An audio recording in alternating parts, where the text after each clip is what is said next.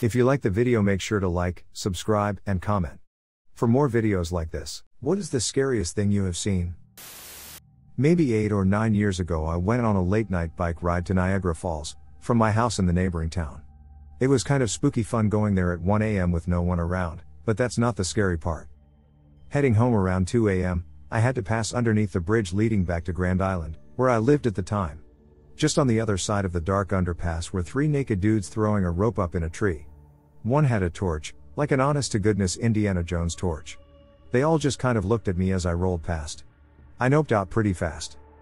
To get home, I had to sort of loop around from the bike path and double back to get onto the bridge. As I was climbing up the bridge, I chanced to look down on the scene I just passed. All 3 guys were just staring silently up at me. It was another big nope. The thing I encountered while driving at night in Central Europe, Moravian region, from the forested hill region of Moravian Karst into a city called Brno. Standing on 4 legs, the head was higher than the roof of my SUV, it was in dark and it seemed to have some fur in some parts, the rest was just impossible to see, it was like the light from my car didn't reflect from it, it was a solid gray, probably cover. It had no visible eyes, no visible mouth, but the head was very long. The shape of the body itself reminded me of an enormous beast, like a wolfhound, but not exactly, the legs were more straight, like of a cattle. I could not see the shape of its stomach, but the ribcage was incredibly huge, with fur on the bottom. It walked, jumped on the road from a slope, right in front of my car. I was lucky to go slowly, as there was a bit of fog that night. It stopped, I managed to brake right in front of me.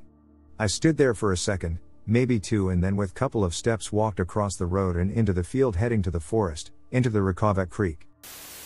My family lived on top of a mountain in Montana when I was little, around 8 years old. A neighbor had his trash torn up and a car window busted by a black bear a week before, but nothing else was heard out of it for a while. Well, me and my 2 sisters were outside playing when I got this gut feeling that we needed to get in the house immediately. Like my stomach dropped. So I picked up my youngest sister who was 3 and told the other 2 we needed to get in the house. As we were going in, I heard the dogs in the house across from us start barking like crazy. About 10 minutes later that bear is walking past our front door. Pretty sure that was the scariest thing I've seen and felt, because pretty sure if I hadn't listened to myself one of us could have been killed. Had a schizophrenic meth head on a 3-day bender break into my house while my son was home and I was at work. My 12-year-old was on Christmas break from school and decided to sleep in my bed with me the night before, to watch a movie. When I got up for work in the morning, I left him to sleep in my bed. It's a small safe town and he's responsible, so I didn't have any issue leaving him for the few days I still had to work before leaving for Christmas holidays. I had been at work for an hour when he texted me and told me someone was in the house. I immediately thought it was one of our friends dropping off Christmas baking or something, and texted back, "Who is it?" And he responded, "I don't know, they told the dogs not to bark and wake me up." I thought that was odd, so I drove home and checked around, not seeing anything, went to my room and he was covered up in the blankets. I got him out of bed, he's telling me he saw someone, didn't hear them leave. So I brought him upstairs to check the cameras. Once upstairs waiting for the camera recordings to load, he went to the washroom. I had a weird feeling, so I thought I'd better check the closet in my room, big walk-in closet. As soon as I walked in the closet and turned the light on, I saw him hiding in the corner. I was immediately furious. I yelled at him and called the police. I waited with him while he rocked back and forth sitting on the floor for the police to come. I wasn't sure what he was on, but he wasn't aggressive towards me. Police arrested him and once he was back at the detachment he attacked a female cop and tried to get her gun to shoot her.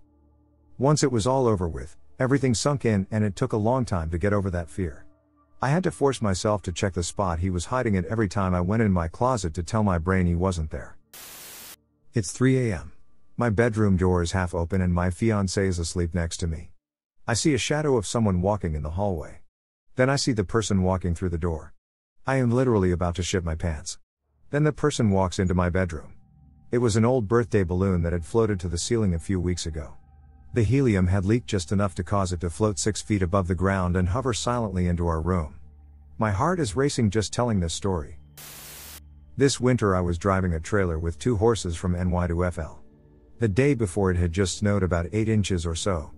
On the highway there was a massive big rig in front of me and I see this huge slab of ice fly off the top of the trailer. It was this enormous piece, looked at least 5 feet by 5 feet and a few inches thick of just solid ice.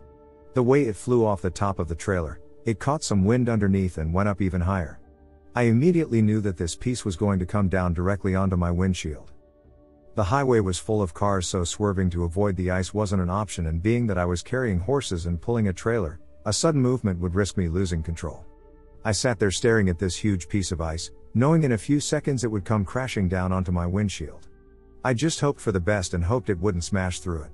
My brother was sleeping in the back, and when it hit, it made one of the loudest noises I've ever heard, immediately waking him up.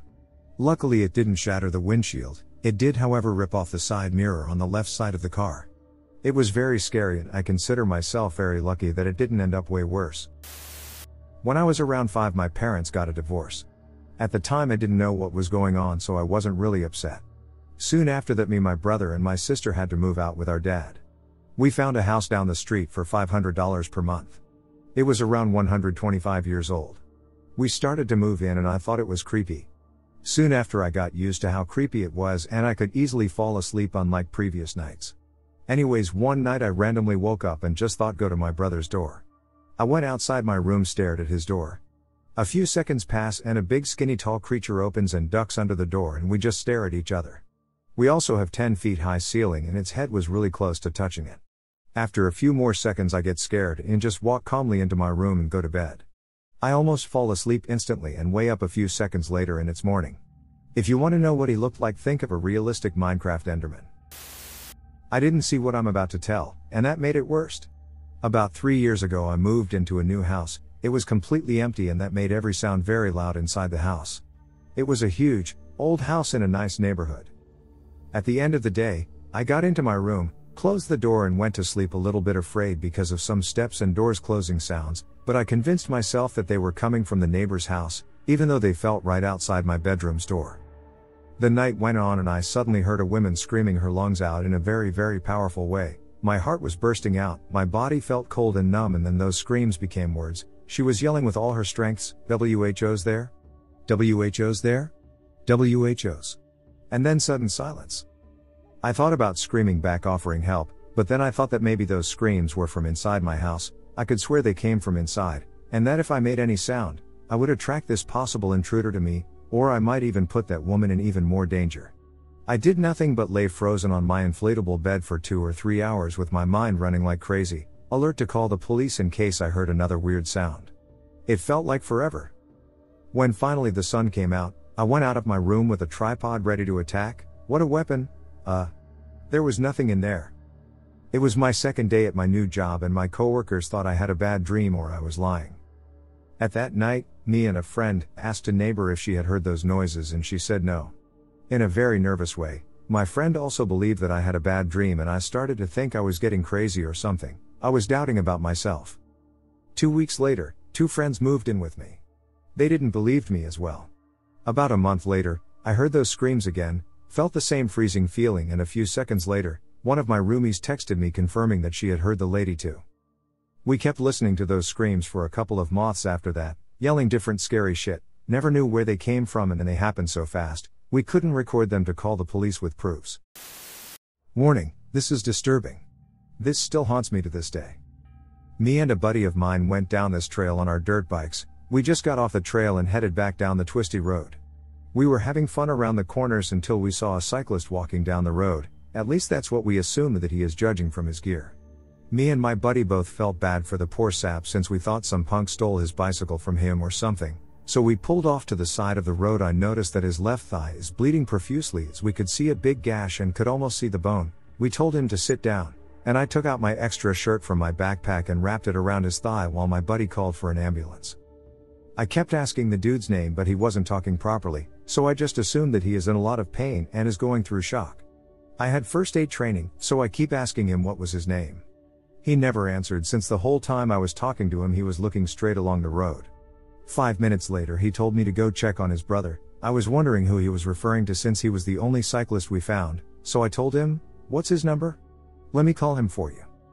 He looked at me dead in the eyes and said he went down the Raven. Out of panic I stood up and looked around. Sure enough, about 10 feet away I saw 2 broken bicycles that crashed on the metal barrier. I rushed to the scene and looked below the Raven and I saw a man, mangled beyond recognition. His spine was twisted to the left, and his head twisted to the right. His eyes fixed on mine as I hear him whisper help and his eyes rolled onto the top of his eyelids. Ambulance arrived, the guy on the Raven died, while the brother who had a broken leg survived. I never forgot their faces. To this day on I always tell myself that all of that was just a dream. My buddy still has those pictures taken from his GoPro camera. This happened just a year ago. A few years ago my family and I lived in a house with a rather large basement. Our basement had a door which led to a smaller room where my dad mainly kept his tools. When I was about 16 I went downstairs to get a textbook because I was working on a science project. This was about at 3 a.m. I went downstairs and turned the light on. While I was halfway down the stairs the doorknob on the door which led to a smaller room started violently shaking. Whoever was trying to open the door couldn't because the door was locked. Then they banged on the door one time and stopped. I thought it could have my brother or dad who probably got stuck in there, so I wanted to go check. But just in case I went back upstairs to pick up my dad's hunting rifle. With my heart beating out of my chest I opened the door and no one was there. This is impossible because there is no other way out of the small door other than that door. And even if the person who was violently shaking the doorknob opened the door and left I would have seen him slash her while I was upstairs grabbing the rifle. My parents dismissed it as me hallucinating, but I know what I saw. Thankfully we moved out a while back. By far the scariest moment of my life. I was dating this girl a while back and was staying at her parents' house. I remember one morning we got into a fight which caused her to storm out of the room and go into her living room to do her makeup and get ready. I stayed in her bed watching TV. Her bedroom door was open and as I was watching TV I saw what looked like a silhouette in the doorway, and of course as I tried to focus on it, it disappeared. I didn't think too much on it and continued watching TV. A few minutes later I hear footsteps coming from the hallway, assuming my GF was coming back to apologize, but no one actually came into the room. So I decided after 5 minutes of waiting I'd go to her. This is where it gets weird. I asked her why she went through the hallway, which she just responded with I didn't, and looked at me confused. Then she said, "I thought that was you." A little freaked out we actually forgot about the fight and comforted each other. We end up talking over the next 30 minutes and we were on our phones a bit here and there but decided to set them down on the coffee table to focus and talk about the fight. That's when my phone's ringtone was going off. In the room down the hallway. We both looked at each other and down at my phone just stunned. The second my phone ringtone ended in the other room, hers went off in the room. We left the house for the day, luckily we were both ready anyways. We decided to go get food at Panera and mentioned I saw a silhouette in her room. That's when she asked if it was in the doorway. I know there will be skeptical people out here, but this is a 100% true story. The house was new when they moved in 12 years and some change prior to that day. The house was across from a Catholic church. I have worked in healthcare for about 6-ish years now. Dementia is so scary to watch. One week, my resident knows how to use a spoon. The next, he has forgotten. In cancer care, I learned how rapidly ovarian cancer can spread with little to no symptoms. There is no screening we can do for ovarian cancer. Cervical tumors the size of softballs on a 29-year-old cervix. And hospice and palliative treatment is really the only option. Now in the ER, how suddenly your life can end at the blink of an eye. You're out grocery shopping 1 hour, and the next we are doing round after round of CPR on you, trying desperately to intubate you and get a pulse back. We're trying to get you to the cath lab as soon as we can, but you end up passing from a dissected aorta. Or maybe it's knowing how cruel the human brain is. 10-year-olds in foster care who are coming in for a psychiatric evaluation, and are covered in self-harm scars. A 14-year-old who blew her face off with a hunting rifle, still conscious upon arrival. I had just finished watching Insidious. My son, who was around 6 at the time, was asleep in his room. I could see his room and him/hid bed out of the corner of my eye from the couch I was sitting on. I was talking to my best friend on the phone and I see movement. I stopped talking, turned my head to the side to see him. He slowly sat up in his bed and slowly turned his head to face me. Just his head. His eyes were closed. It was especially terrifying because the entire movie I was thinking about how it weirdly was like my son. He had an unexplained coma for 12 hours, had night terrors and sleepwalking. He talked a lot about monster vision and at one point had an imaginary friend with no face that told him to hurt me. He's normal now and has, to my knowledge, not murdered anyone. Walking to my parking garage late at night. Woman stopped me asking if I could give her a ride to buy milk for her newborn. No way was I going to go that, politely declined but still felt kind of bad. My parking garage stairwell had windows I could look out of, decided to watch where she went next. She walked towards a set of dumpsters which I had passed by, and from behind them arose two men. They then walked down the alley together. Still wonder what they had in mind. If they were going to mug me, they had that opportunity as I passed by them before she stopped me. Possibly planned to steal my car since she asked for a ride. Either way, my stomach dropped when I saw them pop out from behind those dumpsters. I was traumatized last night. So I wake up at about 4 a.m. to my hand wiping something off my face. I must have instinctively done this and the action itself woke me. I hear a small tap as whatever it was fell to the floor. I'm still half asleep and think to myself, for some crazy reason, it must have been food stuck to my face from making broth before going to bed, like a bay leaf, and try to go back to sleep. I can't though because now that I'm awake I have to pee. So I go and also check my face for food. Nothing is there. Odd. I wash my face. Slowly I realize as to become more awake that it couldn't have been food because I washed my face before bed. I go back up to bed and get my phone to use as a flashlight, dread slowly filling me, to see what it was. I shine the light on the floor and there it is, a house centipede about 2 inches long with a gazillion legs. It then starts skittering and I yell obscenities repeatedly. I grab my house slipper and smash it before it can go somewhere unseen. After 3 attempts I succeeded. I then start inspecting the entire room. I pull the covers down and check under my pillow to see if there are more. No, thank God. I ripped the covers off my unsuspecting husband, but he was in the clear as well and remained completely undisturbed and oblivious. I checked the slanted ceiling because I suspect it was climbing on there and fell on my face. The thought that it actually crawled up my bed, over my hair, across my forehead is too terrifying to consider. With no indication that there were any others, I try to go back to sleep, clutching my phone and checking the ceiling with the flashlight every few minutes. I eventually fell asleep a good hour or so later, but it wasn't a restful one. I constantly felt the need to wipe my face to feel safe. I have since learned, thank you Google, that they actually aren't dangerous to humans, don't even really ever bite us. Actually they eat other pests, like roaches, silverfish, and wasps, that may be in your home. While that is great, they are extremely creepy and I don't appreciate their services in my bedroom whilst I am sleeping, or their company in my bed. That one has died for its transgressions against my house and so will all others who dare show their presence.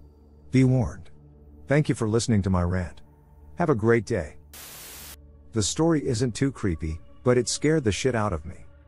So this happens when I was about 14-15 years old. My dad, sister and I were on holidays in a rural town on the coast of Spain. We had gotten takeaway pizza for dinner and ate it at the beach. After sunset we decided to go on a night walk, and hopefully end back at the hotel. We followed this dirt road through the woods which eventually lead to a quiet street where the town ended. Facing the woods, at the end of that street there was a white van with sun reflectors and sheets covering the windows. I found that weird because it was the middle of the night so there was no need to block out the sun or any light. A buff middle-aged man was standing right outside the sliding door with his hands crossed. The door was slit a crack open, and before he shut it I saw a woman on the floor of the van with a piece of cloth strapped around her mouth. She was in distress, her eyes wide and her hair a mess. My heart dropped and I froze. I whispered to my dad, who was next to me, that there was a woman in the van, and he didn't believe me. I almost started crying on the spot. Once we were out of view of the van, my dad told me he believed me but just didn't want the man to know we'd seen something. We went straight to the police station. I later found out that the cops went there immediately, and when they got there, there was no trace of the van. To this day I still wonder what happened to that woman. A little boy in a window.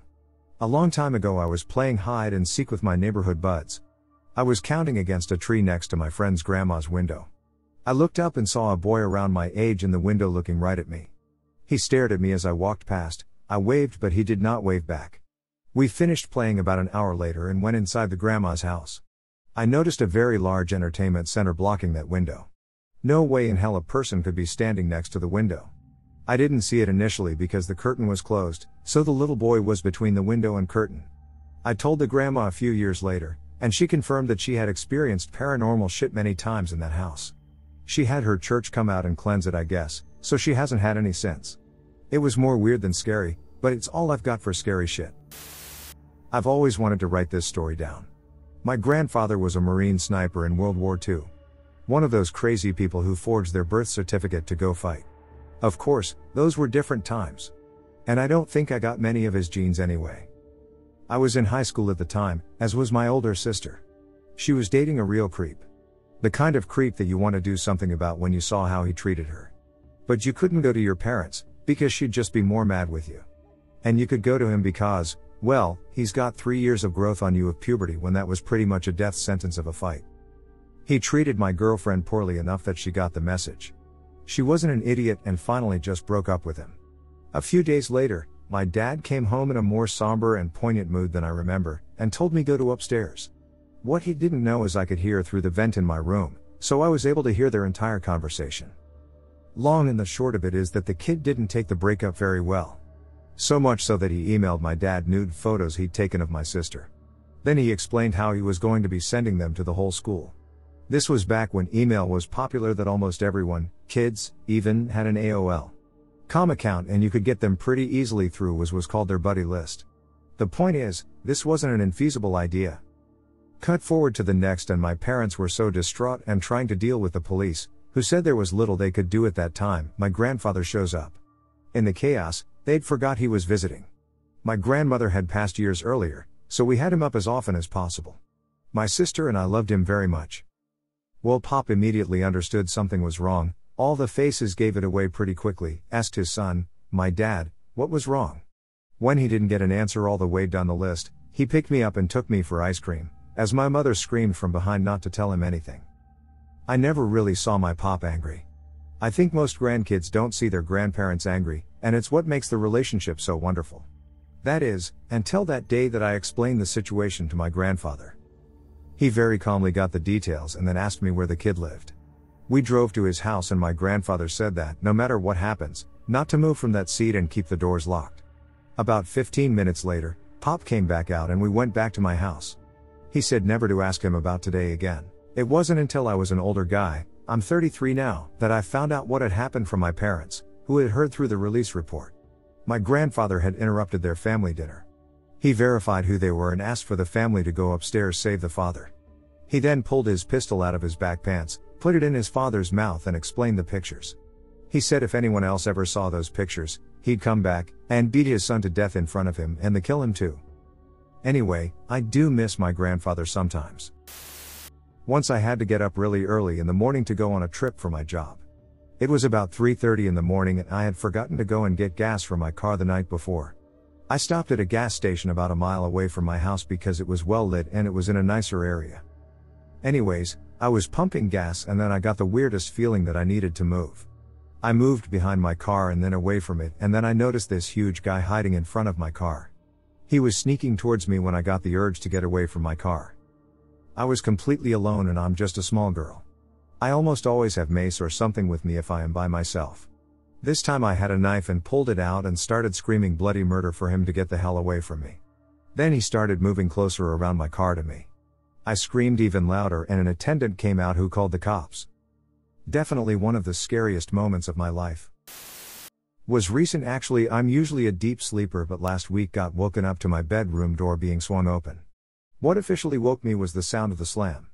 My eyes shoot open not knowing what to expect, grabbing my gun just in case someone snuck in. I see my sister-in-law come walking in slowly. I call out to her, nothing. Still watching as she walks to the right corner of my room where I just so happen to have my rifles hanging up. She faces them, then like in some demon possession horror film walks awkwardly backwards back to her bed, grabbing her blanket and covering up all without taking her stare away from my room. Woke up my brother and was like, oh, does she usually sleepwalk without missing a beat? Jumps up wide awake, tried to wake up his wife but she's dead asleep, only mumbles get away. Honestly, it was something I never expected to experience.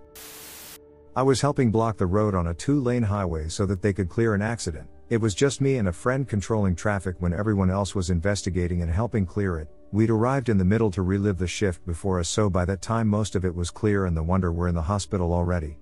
After a while there, one of the guys came up to us and told us we'd get the order to open up the road in like 30 seconds. I shit you not, the exact moment he finished his sentence we heard a loud impact with the sound of breaking glass and metal hitting metal, immediately followed by a long, terrible grinding noise and tire screech. I turn toward the sound and what I see is one new Toyota Corolla that is jerking all around the road and another older controls model behind it moving the same direction but a little slower, and facing the opposite way from where it's moving. Almost immediately the older car just raises its nose as the rest drops below the little hill we're all on, and I realize it's off the road, and it just missed a light poles and dropped over from the little rise that this part of the road is on. I know the area, so I know it's not a huge drop, but still, maybe 2 meters or something like that. The guy who came up to me and my friend is in charge of us. He tells us to keep the road blocked and starts running toward it. After a while, when everything calms down, I ask him to go see the damage. The newer model car isn't too bad. Its trunk is all smashed up and the passenger side rear door won't close. The interesting thing is both right side tires are blown. I how the driver keep it straight and stopped it, but she made a really good job. The second car was over the edge upside down in a ditch. The passenger compartment fort perfectly into the ditch while the hood and the trunk rested on the sides of that ditch, keeping it lifted from the ground and preventing it from being crushed completely. The officer there tells me there was 4 people in that car, all lightly injured. If that car had landed a meter further than or closer to the road, there would be 4 dead. Having just passed my driving test a little before that, it really gave me perspective of how important it is to focus on driving and avoid distractions. When I saw that car lift its front up in the air, I was sure it was gonna get wrapped around that light pole. This shit is no joke, people. I see how many of you are on the phone, or even reading or writing stuff while driving. It ain't worth it, not at all. If you can't wait, then stop at the shoulder. And if you can't focus on driving and only driving, don't get a driver's license. This is going to sound like a joke, but what I'm about to describe genuinely terrified me. He-Man used to be one of my favorite heroes. There was even a time, back when I was in kindergarten, that I insisted on wearing my suspenders in an X shape, in an effort to emulate Prince Adam's style. That all changed one fateful evening, though. I had been gifted a battery-operated replica of He-Man's sword, which sported several buttons that would play various sounds and cause the blade to light up. There was also a feature that made the weapon clang and flash whenever you smacked something with it, which was good for seconds upon seconds of fun.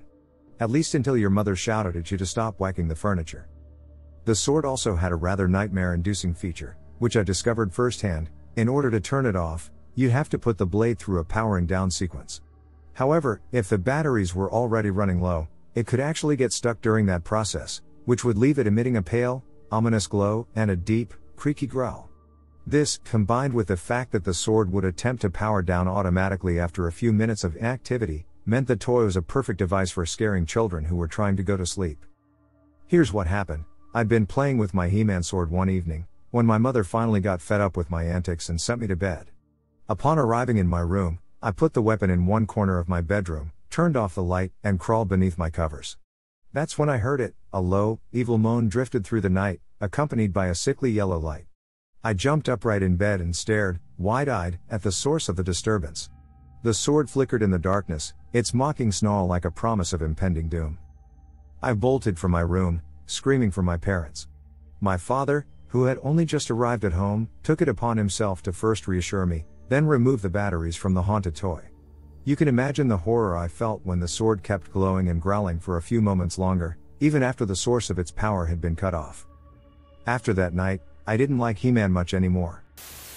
2 summers ago, some friends and I took our boats to a cliff where everyone jumps off.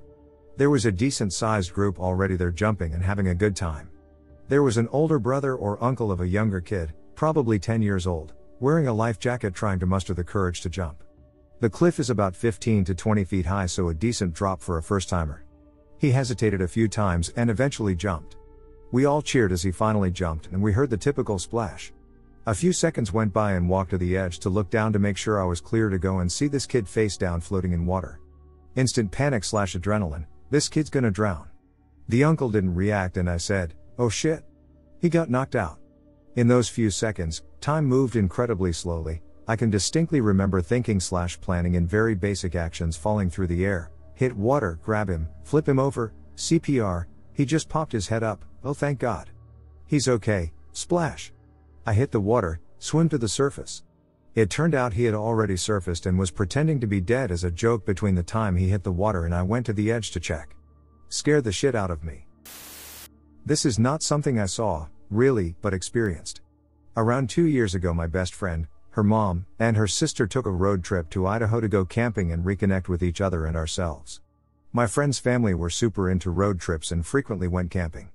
We are originally from Oklahoma, so none of us really had any experience camping in mountainous regions, but we were pretty confident that we would be okay.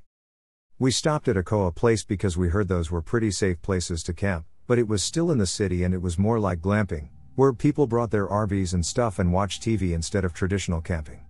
We wanted a real, deep in the woods type of camping, so we drove through the camp just kind of looking around, and then this guy waves us over. He was pretty forceful when he asks my friend's mom what we're doing. He leans on the car window and looks in at each of us. He says that people live there and we better be careful driving around and looking at people's houses. She tells him we're looking for a place to camp.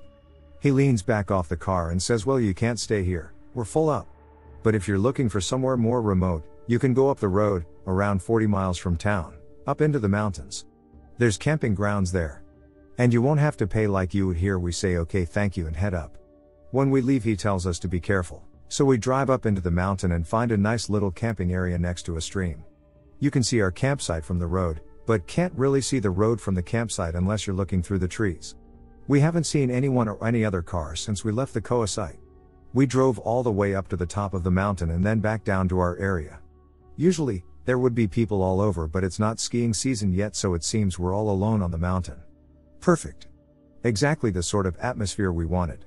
We set up camp and my friend and I go survey the area. We find some horse tracks / droppings in the woods close to the camp, even though the only house we saw coming in was at the base of the mountain, and there were no horses there. I'm a criminal psychology major, so I jokingly comment on how easy it would be to kidnap all of us here.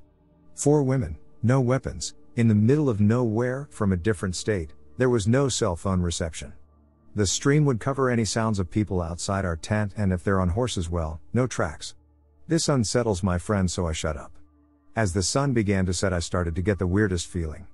I don't believe in intuition or anything like that, so I just tell myself that the feeling I'm having is from my anxiety. But it's different. It's like a gut-wrenching feeling that I've never had before or since. We lay down to go to sleep. After about an hour of trying to sleep, I turn over because I cannot shake this feeling. I see my friend, who is also wide awake. I say, "Are you okay?" And she says, "Yeah, I just feel weird." At this point, this feeling is so intense that I have to sit up. Everything in my body is saying, if you don't get out of this tent, you are going to die. I tell my friend and her family that I'm going to go sit in the car because I'm cold. My friend says she'll come with me. So we both go sit in the car. It's about 2 a.m. at this point. We're talking about random stuff, and finally she says she thinks she'll be able to go to sleep. So I let her sleep in the passenger seat, while I just look around and try to place this feeling I'm having. The moon was unbelievably bright that night, and I'm just looking up through the sunroof and looking at the stars. The feeling is starting to slowly subside, and I start to unwind a bit. I'm literally just falling asleep when I'm jolted awake. It felt like I had been electrocuted. I sit straight up and look around, certain that someone will be standing outside the car, ready to kill me. Nothing. No one. I cannot shake this feeling, though. I tell myself I just freaked myself out and force myself to lay back down. As soon as my head hits the headrest, I see a pair of headlights driving up the mountain. Okay. Weird. We haven't seen anyone else in probably 14 hours since we've been there. And this person is driving around at 3 o'clock in the morning. I watch them pass the entrance to our campsite and am just about to get out of the car to go pee when I see reverse lights, and then headlights coming down the entrance to our camp. I shake my friend awake and say, "Someone is here. We need to leave. Now." She wakes up and notices I'm talking very fast with tears streaming down my face. I don't even remember beginning to cry. I have never been that afraid in my life. I didn't know who / what was in that truck, but I was convinced that if we stayed to find out, we would never be heard from again. We both watched the truck come down our path, pass our car, and pull into the vacant campsite next to ours. It's hard to see through the trees, but we see several people get out of the truck. At this point, we realize we have nothing to defend ourselves with. We don't even have the car keys. The only option is to get out of the car, go wake up her mom and sister, and leave. I open my door as silently as possible, but the interior light comes on and we both say fuck it. We run to the tent and wake them up saying, "Someone is here in that truck over there. We have a really bad feeling. We need to go." Her sister gets out of the tent, upset that we woke her up. She takes one look at my face and starts packing. The site took around an hour and a half to set up and about 15 minutes to be packed with us in the car. We leave, and as soon as we turn down the main road towards town, the feeling I'd been having all night goes away all at once. We slept in a hotel that night and found a campsite with more people and cell phone reception to finish our week of camping. I've never felt that feeling since, and I still don't know what caused me to jolt awake before I saw the headlights. We joke now that they were probably afraid to camp alone, so set up camp next to us, only to have us freak out, pack up, and leave them there alone. Lol. This one is more paranormal, and there are 2 of them. Story 1, I'm about 5 at the time and trying to fall asleep, but this is soon interrupted by a deep voice throwing slurs at me. I don't really remember it, but it said something like this: You will never resort to anything, you fucking piece of shit, and other things similar to that. After all of this ends, I go in my parents' room and violently shake my dad in order to wake him up. He thinks I'm a robber and grabs me by the shirt. This was in self-defense. My dad is in no way, shape, or form abusive. Figuring out it was me puts me down and lets me sleep with him. Now for story 2. This one takes place about a year ago, where I was once again trying to sleep, feeling restless. When I get up, I see a odd-looking blob. It wasn't a liquid-looking material, it looked more like moving scribbles, emitting a scraping noise. Me thinking that it was like one of those things that you see in the corner of your eyes, I blink only for it to move to the other side of my room. So I blink again and now it's at the foot of my bed. Me freaking out, blinks again, now it's on my bed. I blink for a final time and it disappears. I was driving from Colorado to Las Vegas after several days of snow in the region. Everything had been going relatively smoothly until around 10 p.m. when I crest a hill to find a line of cars waiting at a red light around 50 yards or so downhill from me. Turns out construction had forced about a quarter mile of the 2-lane highway down to 1 lane, with each direction taking the lane for 10-minute intervals. I quickly press on the brakes, but nothing happens. Not a damn thing. I'm heading toward half a dozen cars at 50 miles per hour with no brakes. To my left is a colossal rock bluff. Not an option. To my right is step drop with only a small bank of snow between it and the roadway. Also not an option. As I continue to accelerate toward the line of cars in front of me, I realize that I'm not stopping safely. My car and most likely my body are not coming out of this unscathed, but I still need to try to avoid hurting anyone in front of me. I make a split-second decision that I'm going to ever so slightly bank to the right as I near the car in front of me, enough to avoid a collision, but hopefully not enough to send me down a cliff. 5 yards from the last car in line, I put my plan in action, oversteering by about 15 degrees. I'm going down the cliff and that's that. Until I don't. I just stop. Not violently, because I hadn't hit anything other than snow. In fact, I had broken through the entire width of the snow, mere inches from my front wheel surpassing the edge of the cliff. Nothing physical had stopped me. I just stopped. I'm not a religious man by any means, but that day I swear my car was stopped by the touch of angel.